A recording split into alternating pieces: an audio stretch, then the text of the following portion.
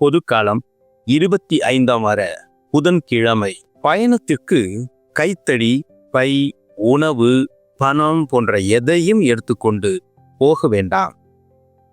லூக்கா எழுதிய தூய நற்செய்தி அதிகாரம் 9 இறை திருவசனங்கள் 1-6 முடிய. குழந்தை எதை நம்பி குதூகலமாய் கடைக்கு போகிறது? பயணி எதை நம்பி பேருந்தில் பயணிக்கிறான்? மனைவி எதை நம்பி மாசக்கடைசி கடத்துகிறாள்? எல்லாம் அவர் பார்த்து கொள்வார் என்ற புரிதல் அல்லவா? தந்தையோ ஓட்டுநரோ கணவரோ தந்திடும் நம்பிக்கை அப்படி.